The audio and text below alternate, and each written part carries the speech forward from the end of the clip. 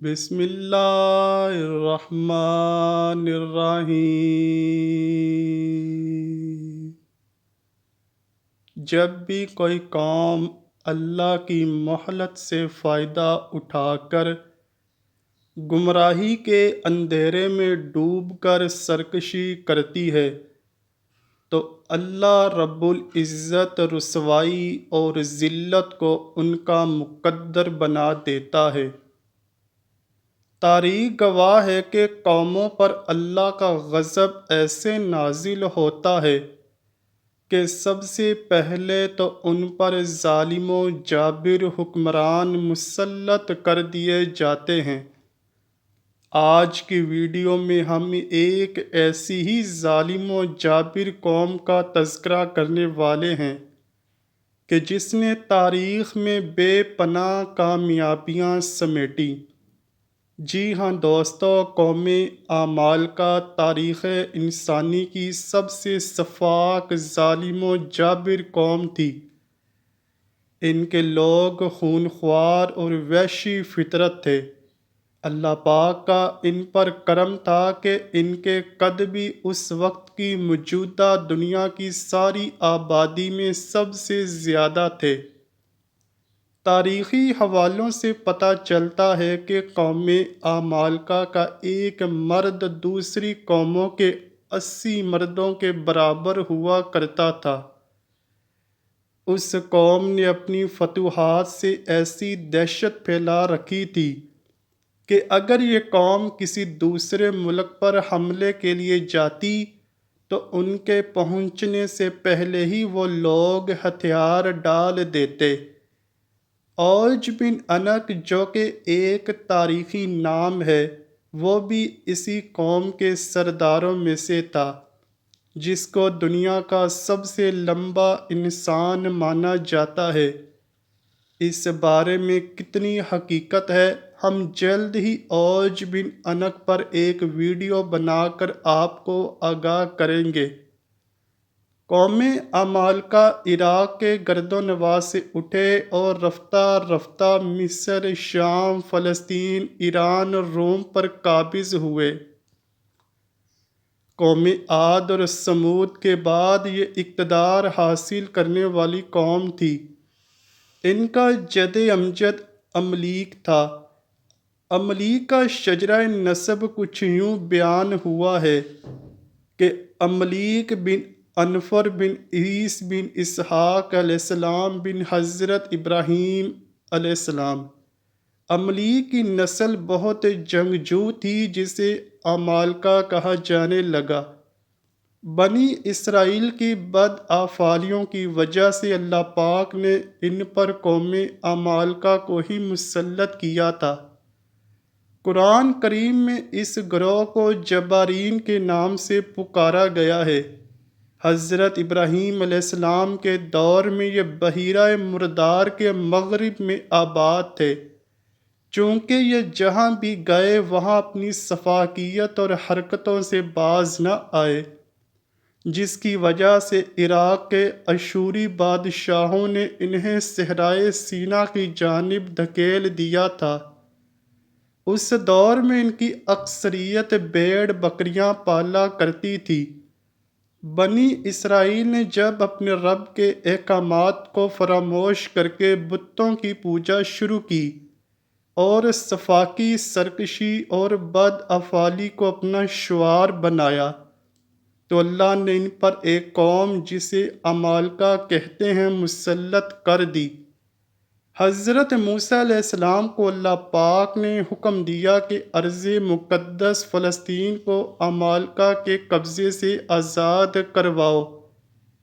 حضرت موسیٰ علیہ السلام اپنی قوم کو لے کر فلسطین کی طرف جہاد کے لیے نکل پڑے۔ جب حضرت موسیٰ علیہ السلام نے اپنی قوم سے کہا، اے قوم بنی اسرائیل، ارض مقدس میں داخل ہو جاؤ جو اللہ نے تمہارے لیے لکھ رکھی ہے، اور پیٹھ نہ دکھاؤ ورنہ خسارے میں رہو گے۔ اس پر بنی اسرائیل کے لوگ بولے، اے موسیٰ، تم اور تمہارا پروردگار لڑو، ہم تو یہیں بیٹھے ہیں۔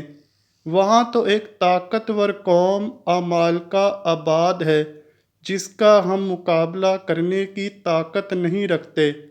صرف اس صورت میں ہم وہاں داخل ہو سکتے ہیں کہ وہ از خود اپنے وطن کو چھوڑ کر کہیں چلے جائیں۔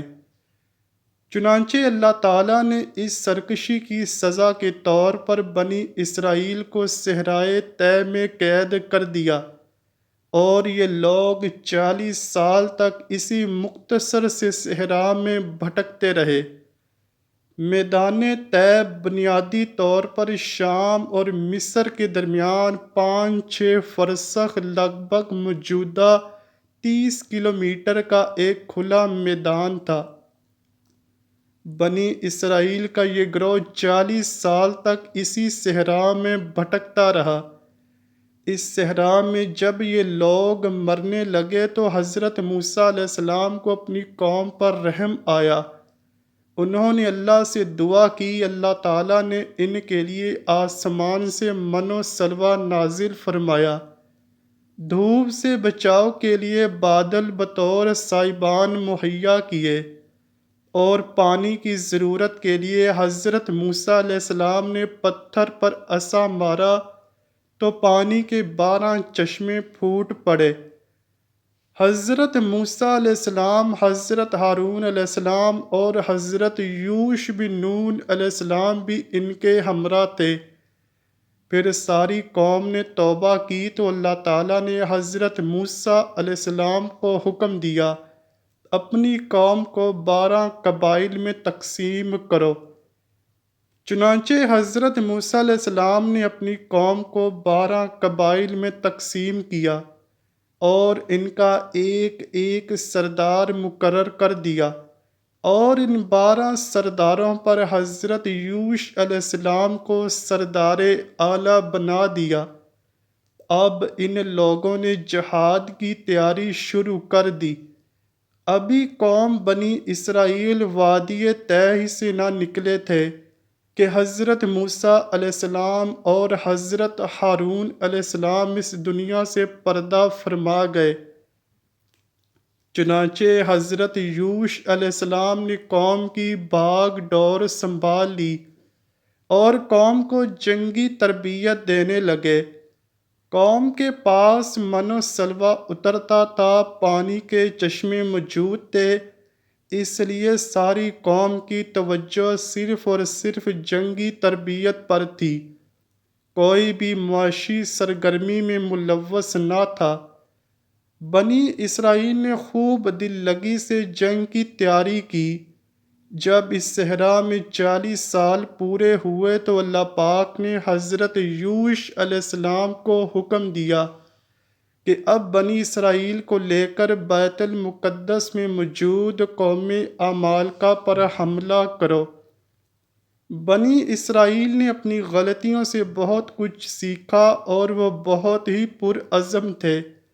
جیسے ہی حضرت یوش علیہ السلام نے انہیں کہا کہ جہاد کا حکم آ چکا ہے، ساری کی ساری قوم نے لبیک کہا اور اریحہ پر پڑاؤ ڈال لیا۔ 12 قبائل پر مشتمل اس قوم کے 2 لاکھ سپاہیوں نے 6 ماہ تک اریحہ کا محاصرہ کیے رکھا، اور بالآخر ایک دن بنی اسرائیل کے نوجوان قلعے کی دیوار گرا کر شہر میں داخل ہو گئے اور اریحہ شہر پر قبضہ کر لیا۔ جالوت قوم عمالقہ کا بادشاہ تھا۔ آج آپ کو ایک ایسی بات بتاتے چلیں کہ شاید آپ نے پہلے کبھی نہ سنی ہو، وہ یہ کہ اسی قوم عمالقہ کے بادشاہوں کا لقب فرعون ہوا کرتا تھا۔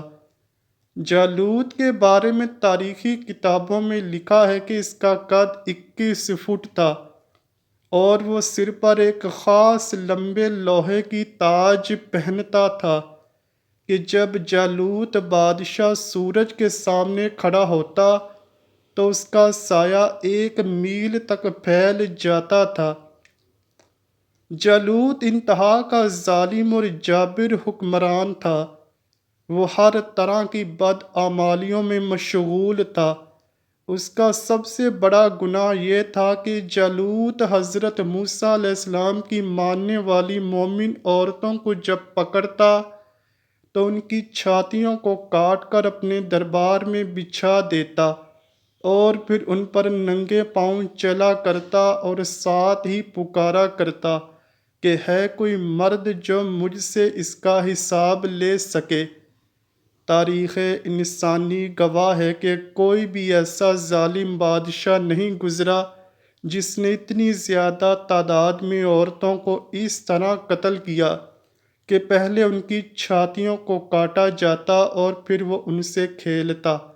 بس پھر اللہ پاک نے جالوت کو دی ہوئی مہلت بھی ختم کر دی۔ حضرت یوش علیہ السلام کی وفات کے بعد بنی اسرائیل پھر سے لاوارث ہو گئے اور در در کی ٹھوکریں کھانے لگے۔ جالوت نے ان سے تابوت سکینہ بھی چھین لیا۔